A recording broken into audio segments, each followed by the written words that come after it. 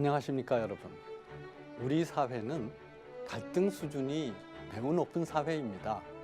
왜 한국처럼 잘 사는 나라에서 갈등과 반목이 그치지 않는가 하는 것은 우리나라를 아는 세계인들의 상당히 깊은 의문사항이기도 합니다. 그래서 부처님 오신 날을 맞이해서 부처님께서 설법하신 이 갈등과 반목을 극복하는 법에 대해서 오늘 같이 논의해 보도록 하겠습니다. 불교에서는 탐진치 삼독으로 인해서 고통에 빠진다고 합니다. 지나치게 대상을 탐닉하는 탐욕, 그러한 탐욕이 채워지지 않으면 생기는 분노, 그리고 탐욕과 분노의 밑바닥에 깔려있는 무지함, 이러한 세 가지가 고통의 원인이어서 부처님께서는 탐진치 삼독을 극복하는 대열반을 가능하다는 것을 보여주셨습니다. 화쟁은 그러한 탐진치를 극복하는 과정이고 또한 결과라고 할 수 있습니다. 그렇다면 구체적으로 우리가 어떻게 그 화쟁을 이뤄내서 탐진치 삼독을 극복할 수 있을 것인지 오늘 이것을 주제로 전문가 분들과 토론해 보도록 하겠습니다. 오늘 화쟁 어떻게 이룰 것인가 하는 제목으로 전문가 분들 모셨습니다. 이홍규 카이스트 명예교수님 나오셨습니다. 안녕하십니까? 네, 안녕하십니까. 김성철 경주 동국대 불교학부 교수님 나오셨습니다. 안녕하십니까? 반갑습니다. 네, 반갑습니다. 이 불교인들이 같이 모여서 오래간만에 불교적인 주제로 논의해보는 자리가 되겠습니다. 오늘 주제가 화쟁 어떻게 볼 것인가 하는 것입니다. 이 시대에 우리가 이 화쟁 과연 어떻게 이룰 수 있을 것인지 총론적으로 먼저 살펴보도록 하겠습니다. 특히 불교는 깨달음의 종교이기 때문에 이 선승의 깨달음을, 그리고 궁극적으로는 부처님께서 그 깨달은 바를 화쟁 사상과 어떻게 연결 지을 수 있을 것인가. 네. 김성철 교수님 한번 말씀해 주십시오. 참 어려운 문제입니다. 이제 일단 뭐 화쟁이 뭐냐고 할 때 물론 프로그램 이름이긴 하지만은 그 화가 이제 뭐 조화롭게 만든다든지 이런 뜻일 겁니다. 쟁은 네. 싸움이고요. 근데 이제 네. 말씀 원자가 붙어 있기 때문에 하여간 어떤 이제 말이 들어가는 싸움을 이제 조화시킨다. 아마 그렇게 해석할 수 있을 것 같습니다. 근데 불교는 이제 흔히 일미란 말을 합니다. 한맛이라고. 그러니까 부처님 가르침부터 그 지금 현대 선승 이르기까지 다 한맛으로 이제 불교를 그렇게 네. 수행을 하고 네. 그다음에 깨달음 얻습니다. 네. 근데 이제 불교의 핵심이 뭐냐고 할 때 부처님의 깨달음도 중도를 네. 깨달으셨다. 그러니까 첫 네. 번째 설법이 중도설법입니다. 그렇게 얘기를 하고요. 그러니까 중도가 뭐냐 하면은 그 요새 말로 푼다면은 이분법에서 벗어나는 겁니다. 그러니까 사상적으로는 이제 흑백 논리에서 벗어나는 거고요. 그 흑이다 백이다. 그래서 이제 우리의 사유의 이제 그런 어떤 작동 방식인데 이제 그런 사유의 세계에서 벗어나서 깨달음을 얻게 되고요.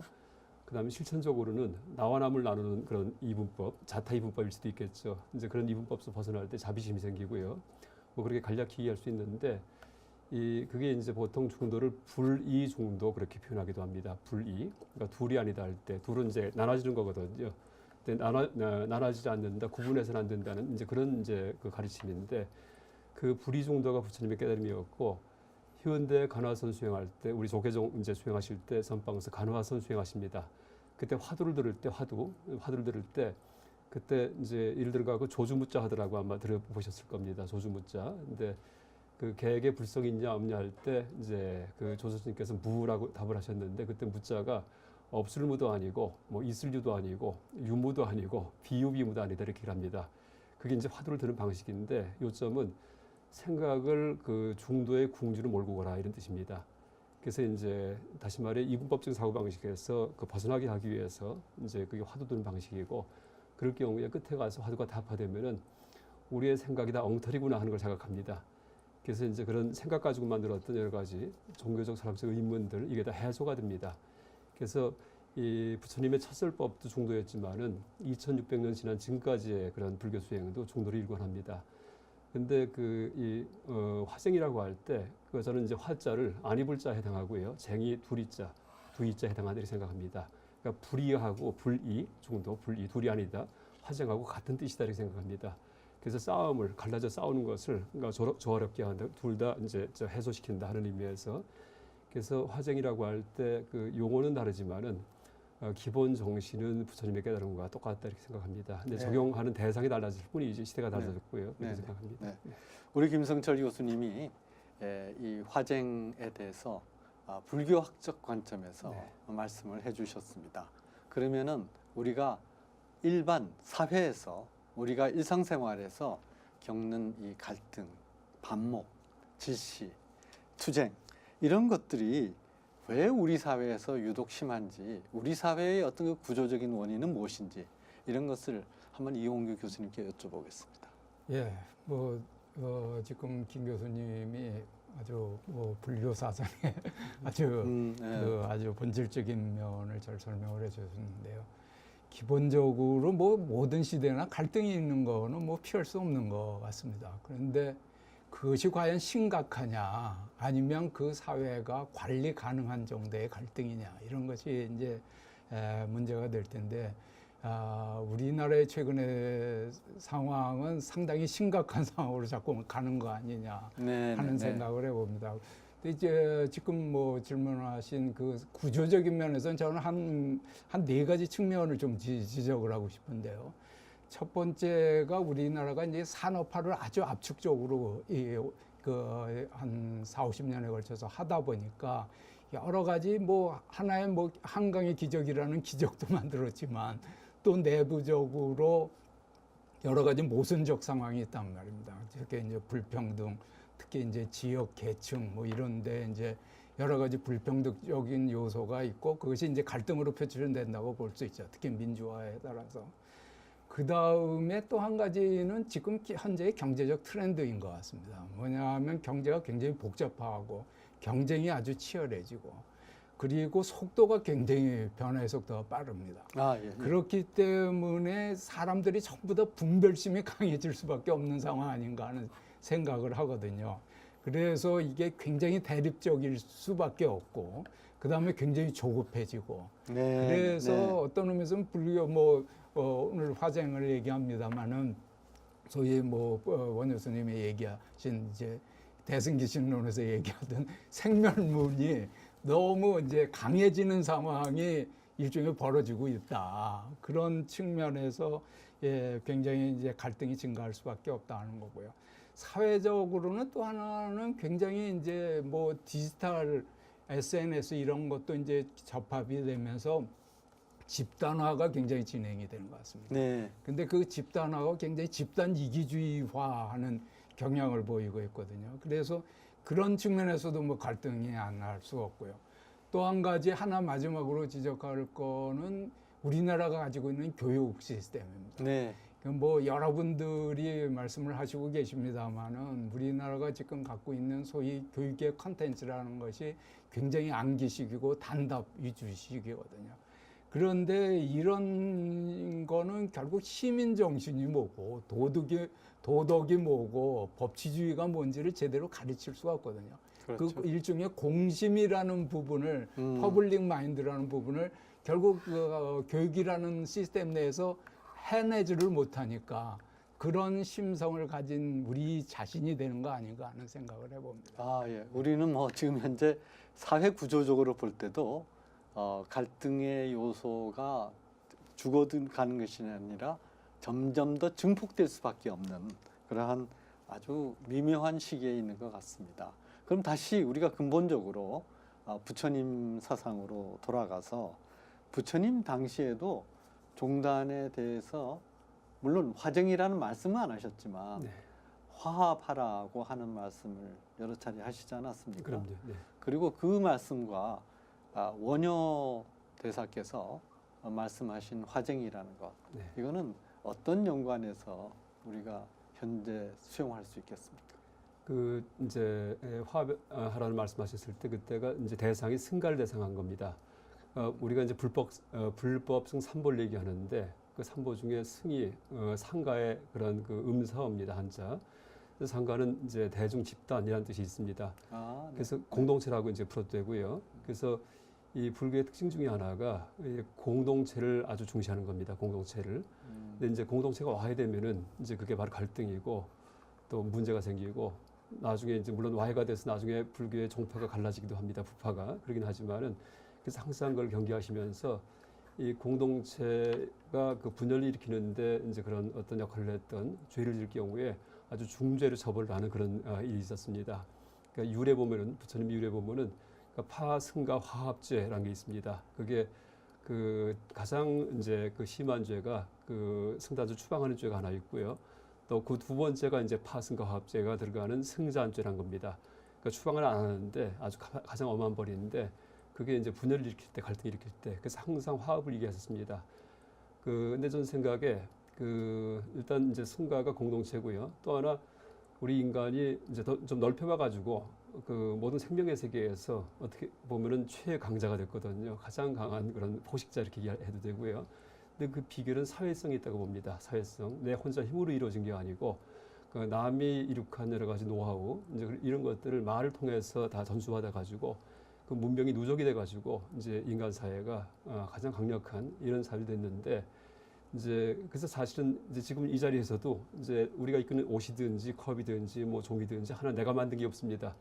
근데 인간 말고 다른 생명체는 뭐 까치든지 뭐든지 다 자기가 만든 집에서 살고 자기가 구한 먹이 갖고 먹고 삽니다. 네. 그래서 인간은 진짜 삶의 한 99% 이상이 다 타인에 의존해서 사는 이제 그런 그 동물인데 이제 그런 어떤 인간의 본질 이 불교에 들어와서 승가를 이룬 게 아닌가 이렇게 생각합니다. 또 그렇기 때문에 선과 악이 있고요. 그러니까 타인과의 관계 속에서 혼자 사는 게 아니기 때문에 그러니까 잘할 경우엔 선이고요. 이제 남을 해치면 악이고요.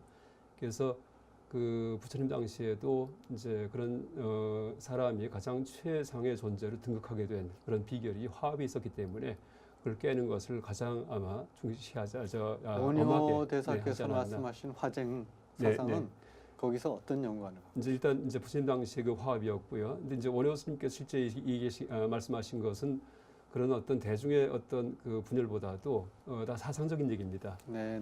왜냐하면 불교가 2,600년 전에 인도에서 탄생을 해가지고 그 중국을 거쳐 한과 들어왔는데 그게 이제 온갖 불교가 다 들어옵니다. 네, 그러다 보니까 네. 이제 실제로 인도에서 한 1,000년 이상 걸리면서 발전한 불교인데 그 순서도 뭐 나중에 발달한 게 이제 먼저 들어오기도 하고 반야경 계통이 먼저 들어옵니다. 후대에 나온 건데 그러다 보니까 하나의 불교인데 이게 도대체 이제 혼동이 되고 뭐가 뭔지 모르겠어요. 그래서 이제 그런 사상적 혼란이 일어납니다.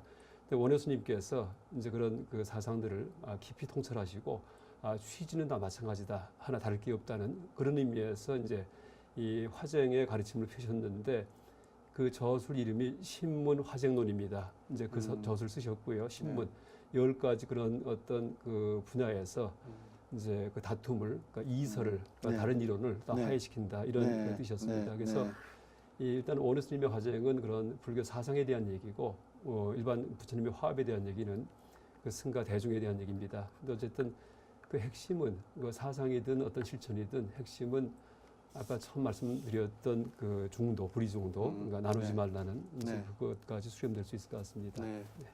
아까 우리 이용구 교수님께서 우리 사회에서 구조적으로 형성되어진 갈등의 그 원인 그리고 그 갈등에 대한 치유보다는 갈등을 증폭시키는 여러 가지 기제에 대해서 말씀하셨거든요. 그 중에서도 이제 맨 마지막에 제시하신 교육이 갈등을 치유하기보다는 갈등을 증폭시키는 역할까지 하고 있다. 이렇게 말씀하셨는데 제 개인적인 경험을 말씀드린다면은 이른바 386 세대의 마지막 학번과 90년대 학번의 처음 시기에 서울대 사회대 학생 학장보를 했습니다. 말하자면 학생 문제에 대해서 다루는 지금 이제 사회대 학생 부학장이라고 하죠. 그 역할을 학교에서 보직으로 했었는데 그때 제가 신입생들을 위해서 신입생 오리엔테이션 회를 만들고 신입생들에게 상당히 적어도 하루 종일 신입생 입학식 하자마자 한 1박 2일 정도로 신입생들에게 민주시민으로서 살 수 있는 방법이 무엇인가 이른바 민주시민 교육을 해서 그 지성과 덕성과 리더십을 갖출 수 있는 교육을 하고자 했습니다. 그게 핵심은 우리가 사는 사회는 이분법으로 선과 악을 억지로 나누어서 보고 그것을 통해 가지고 자신의 주관적 입장에서 반복할 수 있는 시대가 아니고 이 독재의 경험에서 벗어나서 우리가 민주 체제를 갖췄으니까 민주 시민으로서 자유와 책임이 둘이 아니고 권리와 의무가 둘이 아니고 그리고 나와 남이 둘이 아니라 같은 게임을 하는 게임 당사자다 이거를 얘기하고 싶었죠. 뭐 비유하자면은 우리가 고속도로를 달릴 때 차가 많이 막히면은 짜증을 내지 않습니까? 근데 사실은 이게 구조적으로 보면 짜증 낼 일이 아니거든요. 차가 많이 몰리지 않는다면 그 거리에는 고속도로를 놓지 않습니다. 많은 차가 몰려들기 때문에 고속도로를 이미 놨고 그리고 또 더 많이 사용하면 더 빠른 길이 생길 것이고 그래서 지금은 서로에게 부담을 주는 것 같지만 결국은 어떤 의미에서는 동업 중생으로서 서로가 같이 사는 이 게임을 하는 거고 그리고 전에 그 아주 그 유명한 우리나라 축구 선수에게 독일에서 일본 선수와 경쟁해서 이 저널리스트에서 의도적으로 아주 얄궂은 질문을 했는데 일본 선수와 경쟁 의식이 있지 않겠느냐 그렇게 물었는데 그 우리나라 아주 축구의 대표적인 간판 선수가 뭐라 그러냐면 그 선수도 아시아를 대표하는 축구 선수로서 우리가 아주 선의로 최선을 다해서 서로 좋은 결과를 얻기 바란다. 그게 뭐냐면 축구라는 것도 이게 게임이다 이거죠. 같이 둘이 다른 편에서 오늘 싸우겠지만 이거를 죽고 죽이는 싸움으로 생각하는 것이 아니라 이 서로 상대편이 있어야지 이 게임이 산다 이런 생각인데 이 게임에 동참하는 동료다라는 생각보다는 어쨌든 이기고 보자 하는 생각이 이 갈등을 만드는 원인이 아닌가 이런 생각이 든다.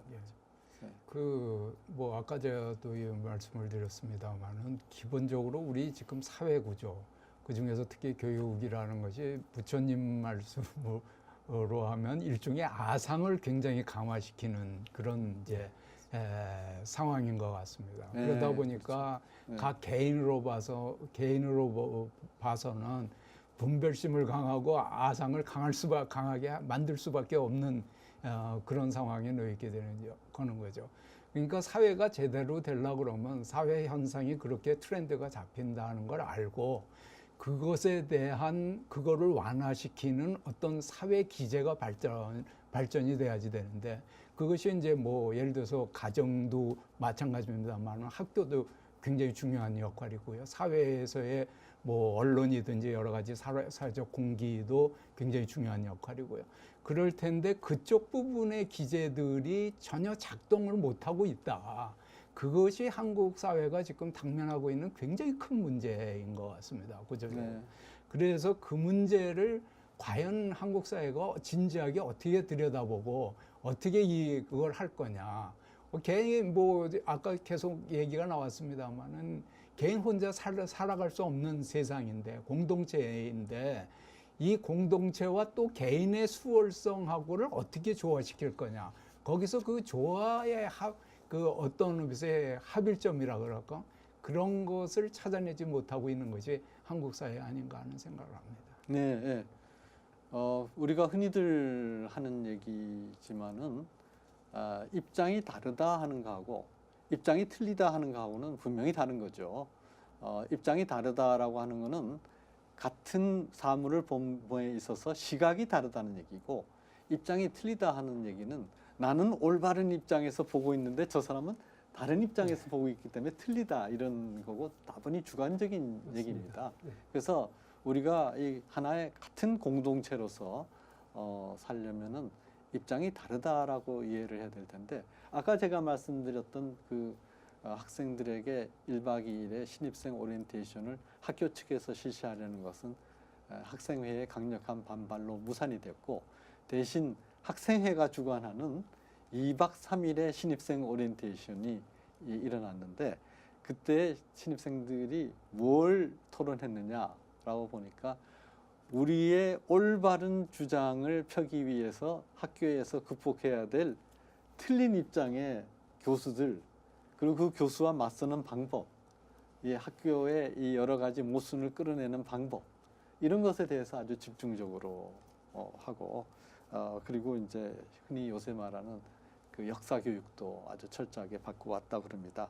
그래서 이거를 다 같이 이 시대를 같이 살아가는 동업중생이라는 의미를 갖춰야지 화쟁의 시작이 되지 않을까 하는 생각을 하는데요. 그런데 입장이 다르다라고 하는 것과 입장이 틀리다라고 하는 이 차이를 그래서 차이가 네. 큽니다. 어떻게 보시고 어떻게 극복할 수 있을 것 같습니다. 뭐 다르다 할 경우에는 뭐 이제 그 알매 문제이기 때문에 인식의 문제이기 때문에 그건 뭐 당연히 이제 남을 인정하게 될 수도 있는데 틀리다 할 경우에는 가치 문제이기 때문에 나는 옳고 너는 틀렸다 하면서 이제 배격하게 되고 물리치게 됩니다. 그때 네. 이제 싸움이 생기고 갈등이 생깁니다. 네, 근데 저는 이제 불교 가르침 중에 요새 쉬운 말로 역지사지한다는 역지사지, 그러니까 입장 바꿔 생각하기, 이게 참 아주 중요한 이제 가르침 중에 하나인데 이 티베트 불교의 수행법 중에 자비심을 강화시키는 수행법이 있습니다. 예. 이름이 자타 상환법 이렇게 얘기합니다. 자타. 네, 나와 남을 상환, 서로 바꿔보기 이렇게 됩니다. 그래서 이제 그 수행을 뭐 한참 몇 달 동안 합니다. 그래서 어떻게 하냐 하면은 비단 뭐 다른 사람만이 아니고 내가 접하는 모든 생명에 대해서 길을 가다가 개미를 보면은 개미 이제 바라보면서 그 개미 입장에서 세상을 바라보는 그런 시점을 취하고요. 또 예를 든다면은 모기가 날아올 때 우리가 이제 내 입장에서 볼 경우에는 새벽에 모기 날아오면 참 불편합니다. 그러면은 이제 어떻게든 간에 불을 켜고서 잡아야지만 이제 편하게 잠을 자는데 그 입장을 바꿔가지고서 그러니까 모기 입장이 될 경우에는 식사하러 왔다가 그 나중에 이제 손바닥에 탁 압사합니다. 그래서 네. 온 우주가 다 무너집니다. 모기 입장에서. 네, 그래서 티베트 불교는 그렇게 그 심지어 미물조차도 이제 내가 입장을 바꿔갖고 생각하는 그런 훈련을 시킵니다. 물론 당연히 사람에 대해서 그 이제 입장 바꿔 생각하는 거 이것은 뭐 당연하고요. 그래서 이제 그걸 자타 상환법, 나와 남을 바꿔보기 이렇게 얘기를 하는데 그 수행이 오래 무르익으면은요 이제 어떻게 변하냐 하면은 처음에는 이제 원수를 보면은 불쾌하고 화가 났는데 나중에는 원수의 모습이 보이면은 그가 참 어떻게 된다 걱정스럽다 이렇게 얘기를 합니다. 그러니까 그렇게 내 마음이 개조될 때까지 그러니까 입장 바꿔 생각하는 이제 그런 훈련을 시킵니다. 그래서 저는 이제 요새 사회에 갈등이 심한 이유가 다들 자기 입장에서만 생각하기 때문에 이제 아까 이 교수님 말씀하셨지만은 그래서 이제 그 자기 이익만 생각하고 이런 문화가 너무 팽배하니까 그렇게 된 것 같고 아마 근본 원인은 저는 뭐 자본주의 자체가 아마 그런 것 같습니다. 자본주의 자체가 사실은 그 이제 자본주의 인간관이 탐욕의 주체로서의 개인을 인간으로 삼거든요. 공동체가 아니고. 그래서 이제 어떤 이익을 추구하는 거에 대해서 그걸 죄악시하지 않습니다. 그래서 그게 저는 이제 우리나라 헌법 만들어진 지가 지금 한 60년 넘었는데 이 헌법 정신이 이제 헌법이 다 개인 중심의 헌법입니다. 모든 헌법 그 조항 전체가 다 그게 요새 와서 우리 사회에서 이제 그 모든 사람들의 어떤 행동 속까지도 다 이렇게 지배하는 그런 시대가 되지 않았나 그렇게 생각합니다. 화쟁을 통해서 우리가 이 개념을 형성해서 우리 의식의 문제를 보는 하나의 눈을 형성하고 있는데요. 이 입장이 다르다 하는 것이 틀리다 하는 것에 대해서 우리가 잘못 인식하는 것을 방금 김성철 교수님도 지적하셨습니다마는 이것이 화쟁 사상의 입장에서는 정말 우리가 어떻게 봐야 될지 정리해 주시기 바랍니다. 예, 그 제가 이해하는 화쟁 사상의 어떤 의미에서 현대적 해석은 바로 다른 것이 틀리는 것이 아니다는 주장을 아마 화쟁 사상이 아닌가 하는 생각을 하거든요. 그래서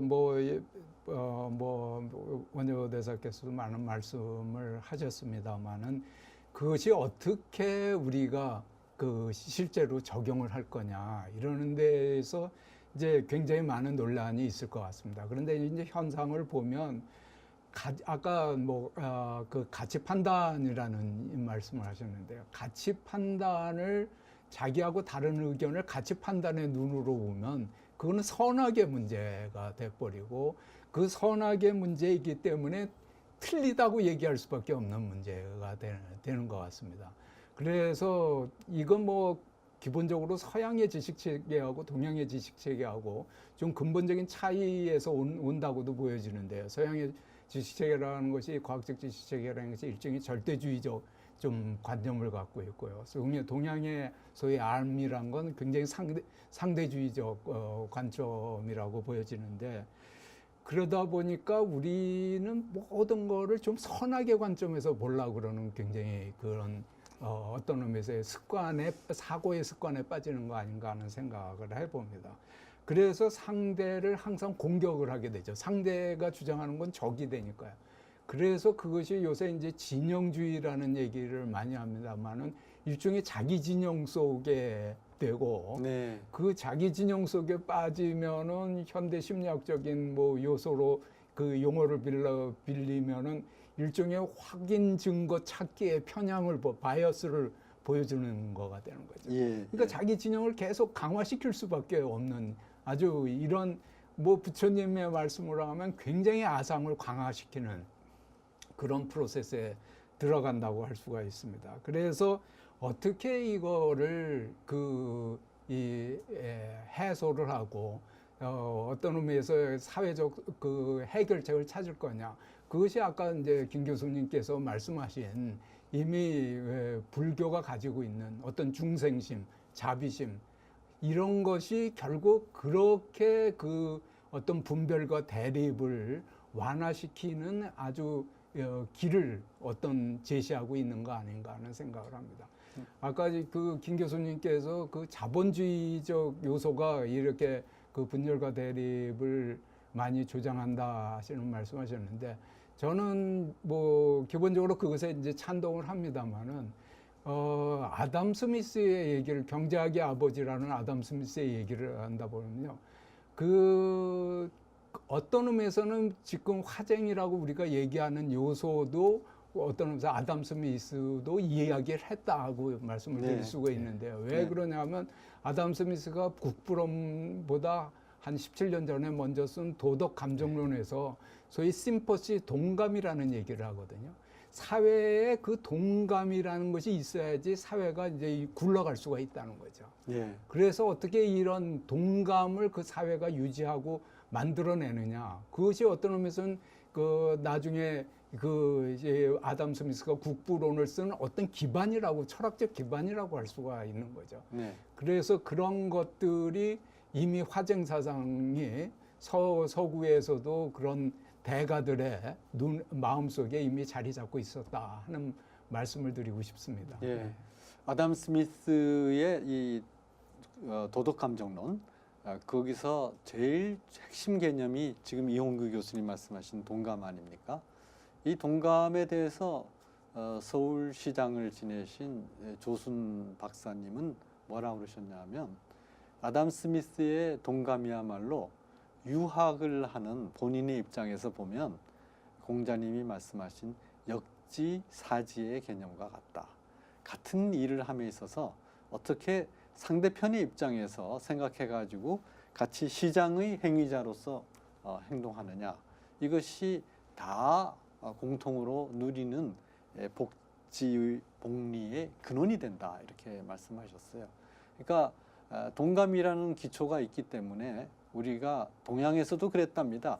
그 어떤 그 백정이 소를 잡는데 쇠고기를 먹으면서 백정이 소를 잡으면서 살생했다고 욕하지 마라. 그리고 아담 스미스도 그 도덕감정론에서 그 얘기하지 않습니까? 만약에 사람들이 좋은 고기를 먹고자 하면 백정 내지는 푸주간 주인으로 하여금 좋은 고기를 만들어라 라고 하는 법을 만들 것이 아니라 좋은 고기를 생산하면 당신이 돈을 더 잘 벌 수 있다 하는 그 기제를 만들어 주는 것이 모두의 그 복지에 해당된다.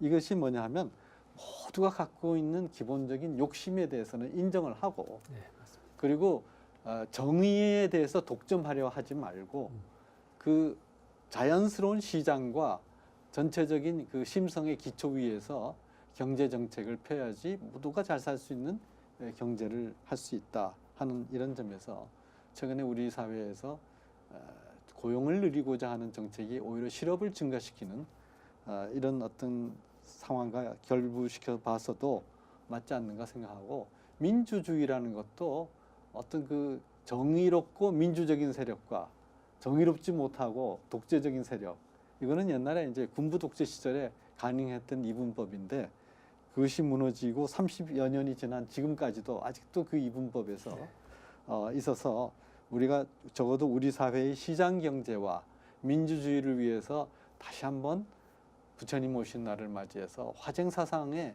한번 다시 깃들여 봐야 되지 않는가, 이런 생각을 합니다.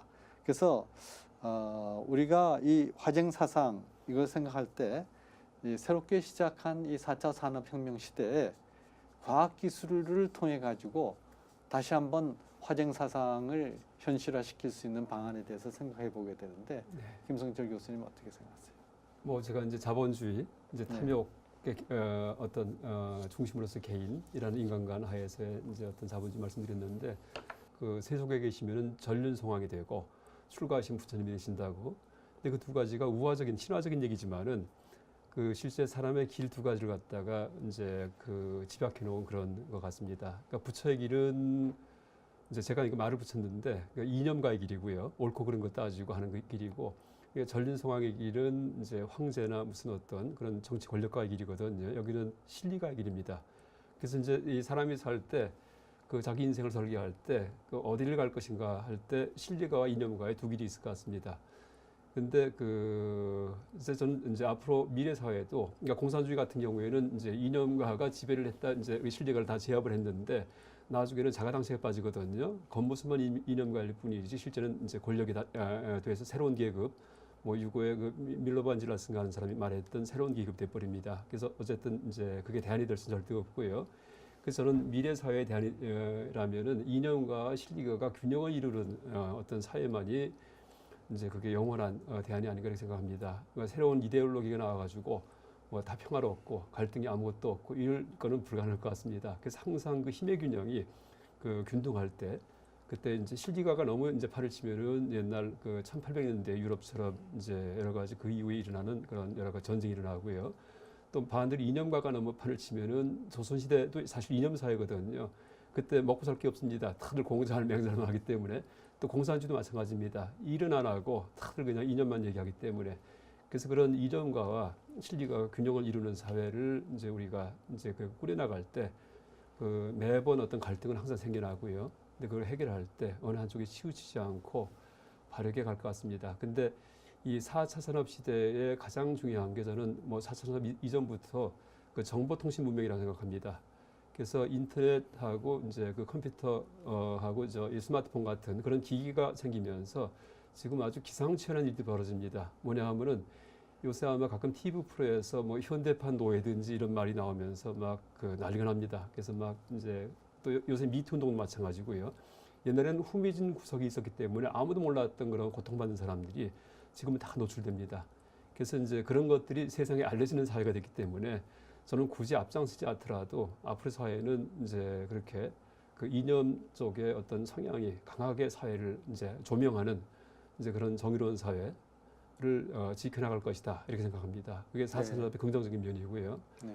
그래서 이제 그 양쪽의 균형을 그 이루는 그런 식으로 그 정책이 구상되고 이제 그렇게 모든 사람이 이제 그 두 가지 길을 갖다가 동시에 추구할 때 사회가 갈등이 생겨도 항상 조절되는 그런 사회가 될 거 생각합니다. 예, 아까 부처님께서 전륜성왕의 길을 가시느냐 아니면은 네. 부처의 길로 가시느냐, 그 갈림길에서 부처의 길로 가셨다 말씀하셨는데, 저는 전륜성왕의 길은 현세에서 모든 중생들이 안락과 평안을 누릴 수 있는 실질적인 물질적 기반을 만드는 것이라고 생각하고, 그 또한 상당히 중요한 공헌이라고 생각합니다.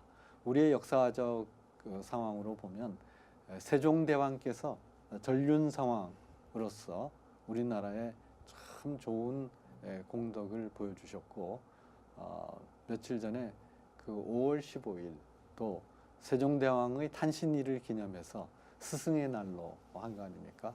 그러니까 세종대왕께서는 우리의 전륜 상황으로서 민족의 스승으로서 자리 잡고 계시고 또 인도에서도 아쇼카 왕이 전륜 상황으로 꼽히고 있는데 아쇼카 대왕만 하더라도 집권하는 과정에서 그리고 집권한 뒤에도 수많은 이 정적 제거에 독재적인 방법을 썼습니다. 그러나 아쇼카 왕이 했던 그 인도의 통일 그리고 인도의 문무를 일으킨 그 큰 공로는 전륜 상황에 해당된다 이렇게 봤던 거죠.